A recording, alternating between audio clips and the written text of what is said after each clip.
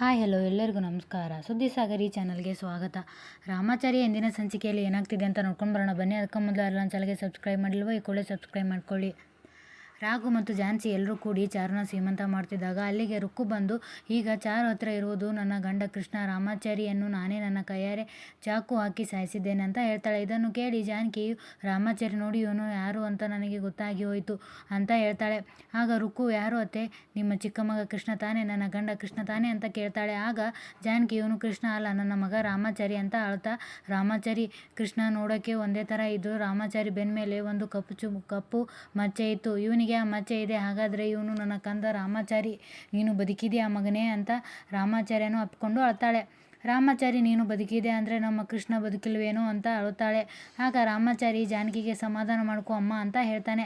ಆಗ ಜಾನಕಿ, ರಾಮಾಚಾರಿ ಏನೋ ಇದೆಲ್ಲ, ನಮ್ಮ ರಾಮಾಚಾರಿನ ಇವಳು ಸಾಯಿಸಿದೆ ಅಂತ ಹೇಳ್ತಿದ್ದಾಳಲ್ಲ, ಈ ಪಾಪಿ ನನ್ನ ಮಗನ ಸಾಯಿಸಿದೆ ಅಂತ ಹೇಳ್ತಿದ್ದಾಳಲ್ಲೋ, ಏನಾಯಿತು ಮಗನೇ ಅಂತ ಅಳುತ್ತಾ ಕೇಳ್ತಾಳೆ.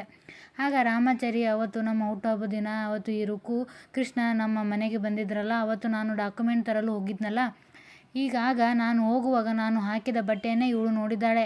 ನಾವೆಲ್ಲ ಹೋದ್ಮೇಲೆ ಕೃಷ್ಣಿಗೂ ನನ್ನದೇ ಥರ ನೀನು ಬಟ್ಟೆ ಕೊಟ್ಟೆಲ್ಲಮ್ಮ, ಆ ವಿಷಯ ಇವಳಿಗೆ ಗೊತ್ತಿರಲಿಲ್ಲ. ಅಲ್ಲಿ ನನ್ನ ಸಾಯಿಸಬೇಕು ಅಂತ ಇವರೆಲ್ಲ ಸೇರಿ ಪ್ಲ್ಯಾನ್ ಮಾಡ್ತಾ ಇದ್ದಾಗ ನಾನು ಹೇಗೋ ಅಲ್ಲಿಂದ ತಪ್ಪಿಸ್ಕೊಂಡು ಹೋಗ್ಬಿಟ್ಟೆ. ಆದರೆ ಅಲ್ಲಿಗೆ ನನ್ನ ಕಾಪಾಡಬೇಕು ಅಂತ ಬಂದಿದ್ದ ಕೃಷ್ಣನ ಇವರುಗಳು ಹತ್ತಿರ ಸಿಕ್ಕಾಕೊಂಡ. ನಮ್ಮಿಬ್ಬರ ಬಟ್ಟೆ ಒಂದೇ ಥರ ಇದ್ದಿದ್ದರಿಂದ ನಾನು ಕೃಷ್ಣನೇ ನಾನು ಅಂತ ಅಂದ್ಕೊಂಡು ಆ ಪಾಪಿಗಳೆಲ್ಲ ಕೃಷ್ಣನ ಚುಚ್ಚಿ ಸಾಯಿಸ್ಬಿಟ್ರಮ್ಮ ಅಂತ ಹೇಳ್ತಾನೆ. ಆಗ ಜಾನಕಿ ರುಕ್ಕುವಿಗೆ, ಪಾಪಿ ಯಾಕೆ ನನ್ನ ಮಗನ ಸಾಯಿಸಿದೆ ಅಂತ, ಅನ್ಯಾಯ, ನನ್ನ ಮಗ ನಿಂಗೇನು ಮಾಡಿದ್ದ ಅಂತ ಕೇಳ್ತಾಳೆ. ಆಗ ಚಾರು, ಅದನ್ನು ನಾನು ನಿಮಗೆ ಹೇಳ್ತೀನಿ ಅತ್ತೆಮ್ಮ, ಕೃಷ್ಣ ನನ್ನ ಬಾಯಿ ತುಂಬ ಅತ್ತಿಗೆ ಅಂತ ಹೆತ್ತಮ್ಮನ ಥರ ನೋಡ್ತಾ ಇದ್ದ. ಅದನ್ನು ಇವಳ ಕೈಲಿ ಸಹಿಸ್ಕೊಳ್ಳೋಕ್ಕೆ ಆಗಲಿಲ್ಲ. ಅಷ್ಟೇ ಅಲ್ಲ ಅತ್ತೆಮ್ಮ, ನಾನು ತಲೆಯಲ್ಲಿ ಹೂವು, ಹಣೆಯಲ್ಲಿ ಕುಂಕುಮ, ಕತ್ತಲ್ಲಿ ತಾಳಿ, ಈ ಥರ ನನ್ನ ಮುತ್ತೈದೆಯಾಗಿ ಇವಳಿಗೆ ನೋಡೋಕ್ಕೆ ಆಗಲಿಲ್ಲ. ಅದಕ್ಕೆ ನನ್ನ ಗಂಡನ ಸಾಯಿಸಿ ನನ್ನನ್ನು ವಿಧವೆ ಮಾಡಬೇಕು ಅಂತ ನೋಡಿದ್ಲು. ಆದರೆ ಇವಳೇ ಅವಳ ಗಂಡನ ತನ್ನ ಕೈಯಾರೆ ಸಾಯಿಸಿ ಅವಳೇ ತನ್ನ ಮುತ್ತೈದತನವನ್ನು ಕಳ್ಕೊಂಡ್ಬಿಟ್ಲು ಅಂತ ಅಳ್ತಾ ಹೇಳ್ತಾಳೆ. ಆಗ ಅಜ್ಜಿ, ಅಯ್ಯೋ ಪಾಪಿ, ಒಂದು ಹೆಣ್ಣಾಗಿ ಗಂಡನನ್ನೇ ಕೊಲೆ ಮಾಡುವಷ್ಟು ಕಟುಕಳಾಗ್ಬಿಟ್ಟಲ್ಲೇ ಪಾಪಿ, ಅವನ ಸಾಯಿಸೋಕ್ಕೆ ನಿನಗೆ ಹೇಗಾದರೂ ಮನಸ್ಸು ಬಂತೆ, ಅನ್ಯಾಯವಾಗಿ ನನ್ನ ಮೊಮ್ಮಗನನ್ನು ಕೊಲೆ ಮಾಡಿಬಿಟ್ಟಲ್ಲೇ ರಾಕ್ಷಸಿ ಅಂತ ಹೇಳ್ತಾಳೆ. ಆಗ ರಾಮಾಚಾರಿ, ಅಜ್ಜಿ, 100 ಜನ ಬಂದರೂ ನಮ್ಮ ಕೃಷ್ಣನ ಯಾರೂ ಏನೂ ಮಾಡೋಕ್ಕಾಗ್ತಾ ಇರಲಿಲ್ಲ, ಒಂಥರ ಹುಲಿ ಇದ್ದಂಗಿದ್ದ ಅವನು. ಆದರೆ ಅವರೆಲ್ಲ ಅವನಿಗೆ ಸಾಯಿಸುವಾಗ ಅವನು ಏನೂ ಮಾತಾಡದೆ, ಏನೂ ಹೋರಾಡದೆ ಪ್ರಾಣ ಕೊಟ್ಟಿದ್ದಾನೆ ಅಂದರೆ ಅದಕ್ಕೆ ಕಾರಣ ಇವಳೇ. ಅವತ್ತು ಅವನು ಸಾಯುವಾಗ ಇವಳ ಹತ್ರ ಸತ್ಯ ಹೇಳಿ ಅವನು ಅಲ್ಲಿಂದ ತಪ್ಪಿಸ್ಕೋಬೋದಾಗಿತ್ತು. ಆದರೆ ಅವನು ಸತ್ಯ ಹೇಳೋದ್ರಿಂದ ಈ ರಾಕ್ಷಸಿ ನನಗೆ ಮತ್ತು ಚಾರು ಮೇಡಮ್ಗೆ ತೊಂದರೆ ಕೊಡ್ತಾಳೆ ಎನ್ನುವ ಒಂದೇ ಒಂದು ಕಾರಣಕ್ಕೆ ಸತ್ಯನೂ ಹೇಳದೆ ತನ್ನ ಪ್ರಾಣನೂ ಬಿಟ್ಟ. ನನ್ನ ಆಯುಷ್ಯವನ್ನು ಜಾಸ್ತಿ ಮಾಡಿ ಹೋಗಿದ್ದಾನೆ ಅಜ್ಜಿ, ಇನ್ನೇನಲ್ಲಮ್ಮ, ಕೃಷ್ಣ ಅವನು ಕೊಟ್ಟ ಭಿಕ್ಷೆಯಿಂದಾನೇ ನಾನು ಇವತ್ತು ಜೀವಂತವಾಗಿದ್ದೀನಿ. ಅವನು ಸತ್ತು ನನ್ನ ಆಯುಷ್ಯನ ಜಾಸ್ತಿ ಮಾಡಿ ಹೋಗಿದ್ದಾನೆ ಅಂತ ಹೇಳ್ತಾನೆ.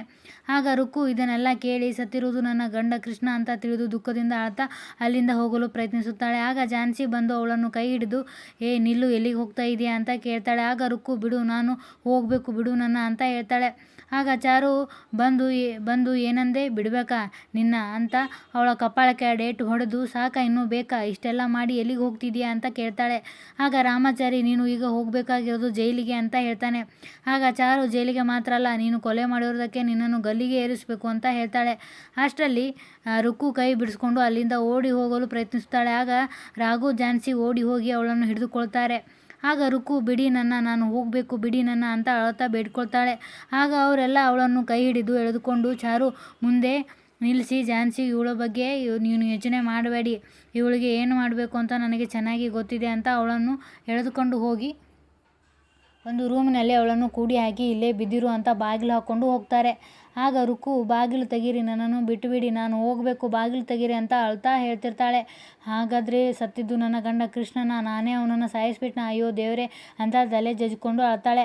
ಇತ್ತ ಜಾನಕಿಯು, ನನ್ನ ಕೃಷ್ಣ ಈ ಭೂಮಿಗೆ ಬರುವಾಗಲೇ ನಮ್ಮಗಳ ಜೊತೆ ಜಾಸ್ತಿ ದಿನ ಇರೋಲ್ಲ ಅಂತ ದೇವ್ರ ಹತ್ರ ಬರೆಸ್ಕೊಂಡು ಬಂದಿದ್ನೇನೋ, ಎಲ್ಲೋ ಕಳೆದು ಹೋಗಿದ್ದಾನೆ ಮತ್ತೆ ಸಿಗ್ತಾನೆ, ಕಳೆದು ಹೋದವನು ಮತ್ತೆ ಸಿಕ್ಕನು ಅಂತ ಸಂತೋಷವಾಗಿರುವಾಗಲೇ ಮತ್ತೆ ಅವನು ನಮ್ಮನ್ನೆಲ್ಲ ಬಿಟ್ಟು ಹೊರಟು ಹೋದ್ನಲ್ಲೋ ಅಂತ ರಾಮಾಚಾರಿಯನ್ನು ಅಪ್ಕೊಂಡು ಅಳ್ತಾಳೆ. ಆಗ ರಾಮಾಚಾರಿ, ಅಮ್ಮ ಸಮಾಧಾನ ಮಾಡ್ಕೋ ಅಂತ ಹೇಳ್ತಾನೆ. ಆಗ ಜಾನಕಿ, ರಾಮಾಚಾರಿ ನೀನು ಬದುಕಿದೆಯಾ ಅಂತ ಖುಷಿ ಪಡ್ಲಾ, ಇಲ್ಲ ನಿನ್ನ ತಮ್ಮ ಇಲ್ಲ ಅಂತ ದುಃಖ ಪಡ್ಲಾ? ಒಬ್ಬ ತಾಯಿಗೆ ಒಮ್ಮೆಲೆ 2 ಮಕ್ಕಳು ಹುಟ್ಟಿದ್ರೆ ಅವರ ತಾಯಿಗೆ 2 ಮಕ್ಕಳು ಒಂದೇ ಅಲ್ವಾ? ಅವರಲ್ಲಿ ಯಾರು ಹೆಚ್ಚು ಯಾರು ಮುಖ್ಯ ಅಂತ ಹೇಗೋ ಹೇಳಿ ನಾನು. ರಾಮಾಚಾರಿ ಮತ್ತು ಕೃಷ್ಣ ನನಗೆ 2 ಕಣ್ಣುಗಳು ಇದ್ದಂಗೆ. ಆ 2 ಕಣ್ಣುಗಳಲ್ಲಿ ನಿನಗೆ ಯಾವ ಕಣ್ಣು ಬೇಕು ಅಂತ ಕೇಳಿದರೆ ನಾನು ಏನು ಹೇಳಿ ಅತ್ತೆ? ನನಗೆ ಬಂದಿರೋ ಸ್ಥಿತಿ ಯಾವ ತಾಯಿಗೂ ಬರಬಾರ್ದು ಅಂತ ಅಳ್ತಾ ಹೇಳ್ತಿರ್ತಾಳೆ. ಆಗ ಅಜ್ಜಿ, ಅವನು ಅಲ್ಪಾಯುಷಿ, ಅವನ ಜಾತಕದಲ್ಲಿ ಹಾಗೇ ಇತ್ತಲ್ಲ, ಇದನ್ನು ಅವನಿಗೆ ತಿಳಿಯದ ಹಾಗೆ ನಾವು ಮನಸ್ಸಿನಲ್ಲಿಯೇ ಮುಚ್ಚಿಟ್ಕೊಂಡಿದ್ವಿ. ಆದರೂ ಅವನು ನಮ್ಮನ್ನೆಲ್ಲ ಬಿಟ್ಟು ಹೋಗ್ಬಿಟ್ಟ. ವಿಧಿನ ಗೆಲ್ಲೋಕ್ಕೆ ಯಾರಿಂದನೂ ಆಗಲ್ಲ ಜಾನಕಿ ಅಂತ ಹೇಳ್ತಾಳೆ. ಆಗ ಜಾನಕಿ, ಅದೆಲ್ಲ ನಿಜ ಇರಬಹುದು ಅತ್ತೆ, ಆದರೆ ಹೆತ್ತವಳು ನಾನು ಬದುಕಿರುವಾಗ ನನ್ನ ಮಗ ನನ್ನ ಕಣ್ಮುಂದೆನೇ ಸತ್ತು ಹೋದರೆ ಏನು ಹೇಳಲಿ ನಾನು? ಹೆಂಡತಿ ಕೈಯಿಂದನೇ ಕ್ರೂರವಾಗಿ ಸತ್ತಿದ್ದಾನೆ ಅಂತ ನೆನೆಸ್ಕೊಂಡ್ರೆ ನನ್ನ ಕರುಳೇ ಕಿತ್ತು ಬರ್ತಾ ಇದೆ ಅತ್ತೆ ಅಂತ ಹೇಳ್ತಾಳೆ. ಆಗ ಅಜ್ಜಿಯು, ಜಾನಕಿ, ಕೃಷ್ಣ ಮನೆ ಬಿಟ್ಟು ಹೋಗುವಾಗಲೇ ಅವನು ಬೇರೆ ಕಡೆ ಹೋಗಿ ಸುಖವಾಗಿ ಇರಲಿ ಬಿಡು ಅಂತ ನಾನು ಹೇಳಿದ್ದೆ ತಾನೆ. ಅವನು ಮನೆಗೆ ವಾಪಸ್ ಬಂದರೆ ಅವನಿಗೆ ಕಂಟಕ ಇದೆ, ಅವನು ಮದುವೆ ಆದರೆ ಅಕಾಲ ಮೃತ್ಯು ಇದೆ ಅಂತ ಅವನ ಭವಿಷ್ಯದಲ್ಲೇ ಹೇಳಿತ್ತಲ್ಲಮ್ಮ. ಈಗ ಅದೆಲ್ಲ ನಿಜ ಆಗಿದೆ ಅಂತ ಸಮಾಧಾನ ಮಾಡ್ಕೊ. ನನಗೆ ಗೊತ್ತು ಕಣಮ್ಮ, ಸಮಾಧಾನ ಮಾಡ್ಕೊತ ಹೇಳೋದು ತುಂಬ ಸುಲಭ, ಆದರೆ ಸಮಾಧಾನ ಮಾಡ್ಕೊಳ್ಳೋದು ತುಂಬ ಕಷ್ಟ ಅಂತ. ಅದರಲ್ಲೂ ಹೆತ್ತ ತಾಯಿ ಹೃದಯ ಹೆಂಗಿರುತ್ತೆ ಅಂತ ಮಕ್ಕಳನ್ನು ಹೆತ್ತ ನನಗೂ ಗೊತ್ತು. ಆದರೂ ವಾಸ್ತವ ನಾವೆಲ್ಲರೂ ಒಪ್ಕೊಳ್ಳೇಬೇಕಲ್ವಾ ಅಂತ ಹೇಳ್ತಾಳೆ. ಆಗ ಜಾನಕಿ, ಈ ಪಾಪಿ ರುಕ್ಕು ಎಂಥ ಕೆಲಸ ಮಾಡಿಬಿಟ್ಲು ಅತ್ತೆ. ಅವಳನ್ನು ಈ ಮನೆ ಸೊಸೆಯಾಗಿ ಕರ್ಕೊಂಡು ಬರೋಕ್ಕೆ ನಾವೆಲ್ಲ ಎಷ್ಟು ಕಷ್ಟಪಟ್ಟಿದ್ದೀವಿ. ಈ ಥರ ನನ್ನ ಮಗನ ಸಾಯಿಸೋದಕ್ಕೆಲ್ಲ ನಾವೆಲ್ಲ ಇಷ್ಟು ಕಷ್ಟಪಟ್ಟು ಅವಳನ್ನು ಈ ಮನೆ ತುಂಬಿಸ್ಕೊಂಡಿದ್ದು. ಇವಳು ನನ್ನ ಮಗನಿಗೆ ಯಾವ ಯಮನ ರೂಪದಲ್ಲಿ ಹೆಂಡತಿಯಾಗಿ ಬಂದಿದ್ದಾಳೆ ಅಂತ ನಮಗೆ ಗೊತ್ತಾಗಲಿಲ್ಲ. ನಾವೆಲ್ಲ ಯಾಮಾರಿಬಿಟ್ವಿ ಅತ್ತೆ ಅಂತ ಅಳ್ತಾ ಹೇಳ್ತಾಳೆ. ಆಗ ಅಜ್ಜಿ, ಜಾನಕಿ, ಅಳೋದನ್ನು ನಿಲ್ಲಿಸು. ತಾಯಿ ಕೈ ಮೀರಿ ಹೋದದನ್ನು ನೆನಪಿಸ್ಕೊಳ್ಳೋದ್ರಲ್ಲಿ ಯಾವ ಅರ್ಥನೂ ಇಲ್ಲ. ಇಷ್ಟು ದಿನ ಚಾರು ಸ್ಥಿತಿ ನೋಡಿ ನಾವೆಲ್ಲ ಎಷ್ಟು ಸಂಕಟ ಪಡ್ತಿದ್ದೀವಲ್ಲ. ತನ್ನ ಉಸಿರಿಗೆ ಉಸಿರಾಗೋ ರಾಮಾಚಾರಿ ಇಲ್ಲದೆ ಇರುವುದನ್ನು ನೆನೆದು ಅವಳು ಹುಚ್ಚಿ ಆಗ್ತಾಳೆ ಅಂತ ನಾವೆಷ್ಟು ಸಂಕಟ ಪಟ್ವಿ. ಚಾರು ಮಗು ಹುಟ್ಟುವಾಗಲೇ ಅಪ್ಪನೂ ಕಳ್ಕೊಂಡು ಹುಟ್ಟುತ್ತಲ್ಲ ಅಂತ ನಾವೆಷ್ಟು ವ್ಯಥೆ ಮಾಡ್ಕೊಂಡಿದ್ವಿ. ರಾಮಾಚಾರಿ ಬದುಕಿರೋದ್ರಿಂದ ಅದೆಲ್ಲ ಕಷ್ಟ ದೂರ ಆಯ್ತಲ್ಲ ಅಂತ ಅದನ್ನು ನೆನೆಸ್ಕೊಂಡು ಸ್ವಲ್ಪ ಸಮಾಧಾನ ಮಾಡ್ಕೋ ಜಾನಕಿ ಅಂತ ಹೇಳ್ತಾಳೆ. ಆಗ ಜಾನಕಿ, ಅದೆಲ್ಲ ಸರಿನೇ ಅತ್ತೆ, ಆದರೂ ನನಗೆ ದುಃಖ ಆಗುತ್ತೆ ಅಂತ ಹೇಳ್ತಾಳೆ. ಆಗ ರಾಮಾಚಾರಿ, ಅಮ್ಮ ನೋಡು, ನಾನು ಈಗ ರಾಮಾಚಾರಿಯಾಗಿ ಅಷ್ಟೇ ಬದುಕಿಲ್ಲ. ನಮ್ಮ ಕೃಷ್ಣ ತನ್ನ ಪ್ರಾಣ ಬಿಟ್ಟು ಅರ್ಧ ಆಯುಷ್ಯನ್ನು ನನಗೆ ಕೊಟ್ಟು ಹೋಗಿದ್ದಾನೆ. ಹಾಗಾಗಿ ಕೃಷ್ಣನು ನನ್ನಲ್ಲೇ ಇದ್ದಾನೆ ಅಂತ ಬದುಕ್ತಾ ಇದ್ದೀನಿ. ಇನ್ನು ಮುಂದೆ ನೀನು ಕೃಷ್ಣನ ನನ್ನಲ್ಲೇ ನೋಡು ಅಂತ ಹೇಳ್ತಾನೆ. ಆಗ ಜಾನಕಿ ಚಾರುಗೆ, ಚಾರು ನನ್ನ ಕಂದ, ನನ್ನನ್ನು ಕ್ಷಮಿಸಿ ಬಿಡು. ಆ ಹಾಳಾದ ರುಕ್ಕು ಹೇಳಿದ್ದಕ್ಕೆ ಇಲ್ಲಿ ನಡೆದಿದ್ದಕ್ಕೂ ಒಂದೇ ಆಗೋಯ್ತು. ಅದಕ್ಕೆ ಬಾಯಿ ತಪ್ಪಿ ನಿನಗೆ ಏನೇನೋ ಅಂದ್ಬಿಟ್ಟೆ, ನನ್ನನ್ನು ಕ್ಷಮಿಸಿಬಿಡಮ್ಮ ಅಂತ ಹೇಳ್ತಾಳೆ. ಆಗ ಚಾರು, ಅತ್ತೆಮ್ಮ ಹಾಗೆಲ್ಲ ಹೇಳಬೇಡಿ, ನೋಡಿ ನಿಮ್ಮ ಜಾಗದಲ್ಲಿ ಯಾರೇ ಇದ್ದಿದ್ರು ನಾನೇ ಇದ್ದಿದ್ರು ಹಾಗೆ ಯೋಚನೆ ಮಾಡ್ತಾ ಇದ್ರು ಅಂತ ಹೇಳ್ತಾಳೆ. ಆಗ ಜಾನಕಿ, ಆದರೂ ದುಡುಕ್ಬಿಟ್ಟೆ, ನಾನು ಹಾಗೆಲ್ಲ ಮಾಡಬಾರ್ದಿತ್ತು ಅಂತ ಹೇಳಿ ಅಳುತ್ತಾಳೆ. ಆಗ ಚಾರು, ಅತ್ತೆಮ್ಮ ನೀವು ನನಗೆ ತಾಯಿ ಸಮಾನ, ನಿಮಗೆ ನನ್ನ ಬೈಯೋದಕ್ಕೆ ಮಾತ್ರ ಅಲ್ಲ ಹೊಳೆಯೋದಕ್ಕೂ ಹಕ್ಕಿದೆ, ಅದನ್ನೆಲ್ಲ ಮರೆತು ಬಿಡಿ. ನೀವು ಯಾವತ್ತಿದ್ರೂ ನನ್ನ ಪ್ರೀತಿಯ ಅತ್ತೆಮ್ಮ ಅಂತ ಹೇಳ್ತಾಳೆ. ಆಗ ಜಾನಕಿ, ಅಯ್ಯೋ ನನ್ನ ಕಂದ ಅಂತ ಚಾರುವನ್ನು ಅಪ್ಕೊಂಡು ಅಳ್ತಾಳೆ. ಆಗ ಜಾನ್ಸಿಯು, ಆಂಟಿ ಇಷ್ಟೊತ್ತು ನಾವು ಚಾರು ಸೀಮಂತ ಮಾಡುವಾಗ ಯಾರೋ ಮನೆಯವರು ಇಲ್ಲ ಅಂತ ಬೇಜಾರು ಮಾಡ್ಕೊಂಡಿದ್ವಿ ಅಂತ ಹೇಳ್ತಾಳೆ. ಆಗ ರಾಘು, ಹೌದು, ಆ ದೇವರೇ ನಿಮ್ಮನ್ನು ಇಲ್ಲಿಗೆ ಕರೆಸಿದ್ದಾನೆ ಅಂತ ಅನ್ನಿಸ್ತಿದೆ. ಇನ್ನೂ ಚಾರು ಅವರಿಗೆ ಮಡಲಕ್ಕಿ ತುಂಬ ಶಾಸ್ತ್ರ ಮಾಡಿಲ್ವಲ್ಲ, ಹಾಗಾದರೆ ನಿಮ್ಮ ಕೈಯಾರೆ ನೀವೇ ಚಾರುಗೆ ಅವರಿಗೆ ಮಡಲಕ್ಕಿ ಉಡಿ ತುಂಬಿ ಅಂತ ಹೇಳ್ತಾರೆ. ಆಗ ಮುರಾರಿ, ಹೌದಮ್ಮ, ಅತ್ತಿಗೆ ಸೀಮಂತ ಮಾಡುವಾಗ ನೀವಿಲ್ಲ ಅಂತ ತುಂಬ ಬೇಸರ ಮಾಡ್ಕೊಂಡಿದ್ರು, ಆ ಬೇಸರನ ದೂರ ಮಾಡಿಬಿಡಿ ಅಂತ ಹೇಳ್ತಾನೆ. ಆಗ ಜಾನಕಿ ಕಣ್ಣೀರನ್ನು ಒರೆಸ್ಕೊಂಡು, ಆಯ್ತಪ್ಪ ಮಾಡ್ತೀನಿ, ಆ ಶಾಸ್ತ್ರನೂ ಆಗಿ ಹೋಗಲಿ ಅಂತ ಹೇಳ್ತಾಳೆ.